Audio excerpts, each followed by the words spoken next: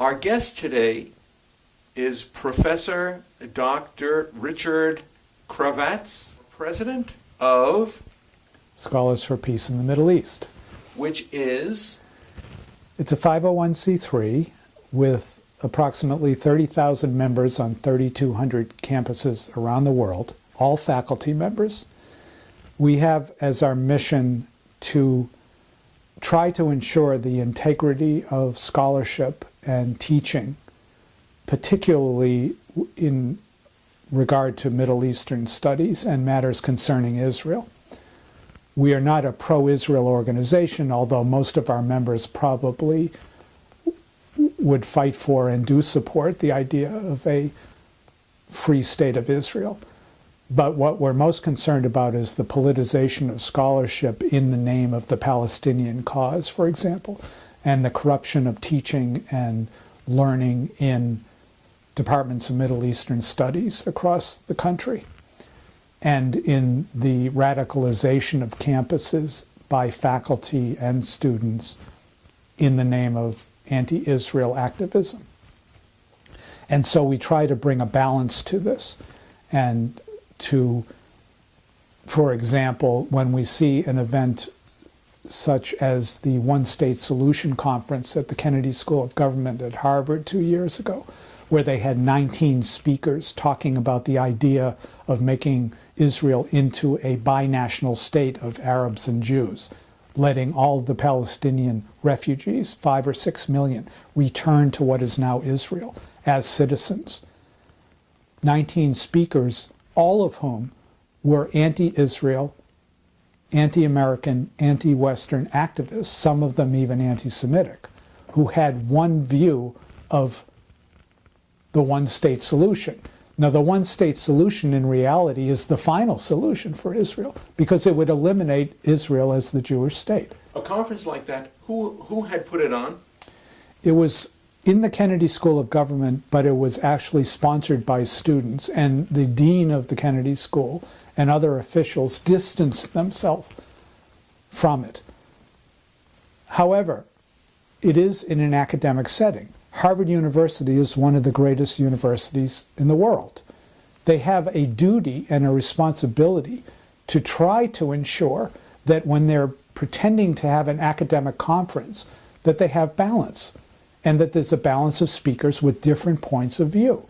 It's not to say that the idea of a one-state solution is so abhorrent that it can't even be discussed. But if you're going to discuss it, and it's a fairly radical approach to solving the Palestinian-Israeli conflict, since it involves destroying Israel, a sovereign nation that's existed for over 60 years, if you're talking about destroying a sovereign nation at Harvard University and you're having an academic conference with supposed academic experts, let's have some balance. Let's have another voice. Are there entirely different conferences which are unbalanced in favor of Zionism against Palestinianism? Probably. And the difficulty in creating balance is that those who put together a conference like that all believe in that concept. They don't think it's wrong. They don't even think it's an opinion. They think it's fact. So they would say to you, well, we don't want any Zionists corrupting this with their racist arguments about, two states or an apartheid wall. They don't even want the other side to be heard. That's the problem with ideology on either side, either on the far right or the far left. That if you're a rabid Zionist, you don't even care about Arab nationalism or self-determination. And if you're a rabid pro-Palestinian, you don't care about whether Jews are going to survive in a new Palestinian state or not. So people on both extremes have a problem with being impartial. We tried to get people to have a balance of views, if possible. And as I told you in other remarks, in Middle Eastern studies departments, for example, there's only one view of the Middle East, and it's skewed against Israel and against imperialism and against Western values.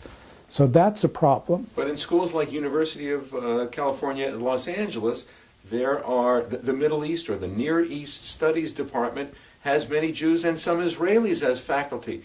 Doesn't that create a balance? No, it hasn't. First of all, there are many Jewish professors who are anti-Zionists themselves, and who including Israelis. Including Israelis. The Israeli expatriates. In Israel, the academic left is notorious for calling for boycotts of their own country.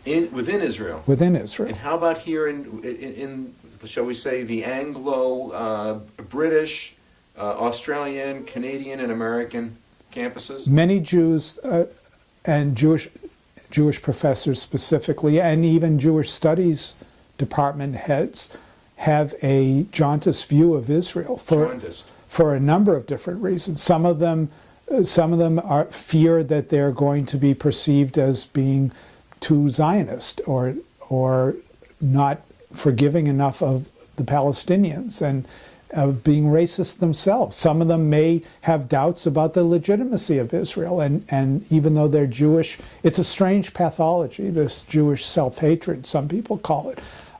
I think you have to be a psychiatrist in some cases to determine what makes some Jews so loathing of both their own religion and the Jewish state.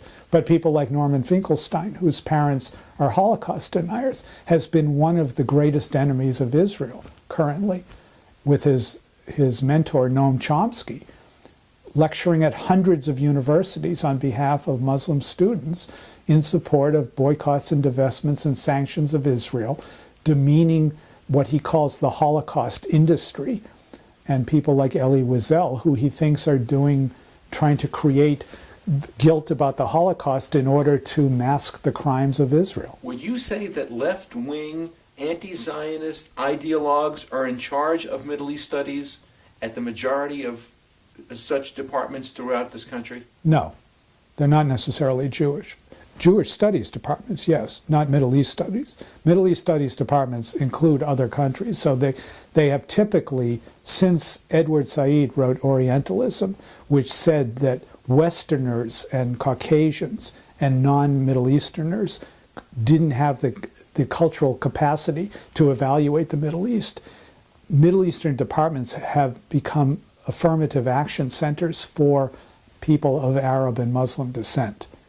So there aren't a lot of Jews in important, influential positions in Middle Eastern studies departments. Doesn't mean there aren't Jews, but if there are, they typically would not be very strongly pro-Israel or pro-Zionist. Or they wouldn't get hired. Exactly. That's the danger. That's the problem. They wouldn't get hired. In the same way that a political science department that is largely liberal is very unlikely to hire a conservative like Rush Limbaugh or a professor who has highly conservative views. They're considered to be stupid. They're considered to be outside of the pale. They don't want to hear their views because they live in a bubble in which their views is the accepted orthodox way of looking at things. Their worldview is the way it should be.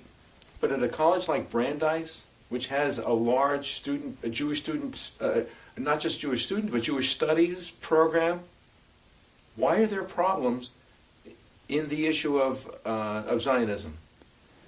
Because many Jews are ashamed of Israel, because it makes them look bad for being Jewish, and they disavow their allegiance to Israel, and or they believe in victimhood of the Palestinians. They don't perceive Israelis to be victims anymore since 1967.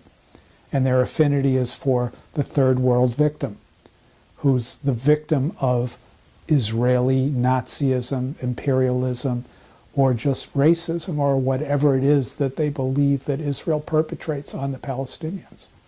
It's a very perplexing, particularly at a place like Brandeis University, which was set up, in the shadow of the Holocaust for the benefit of Jews, as a place where Jews would be protected and safe.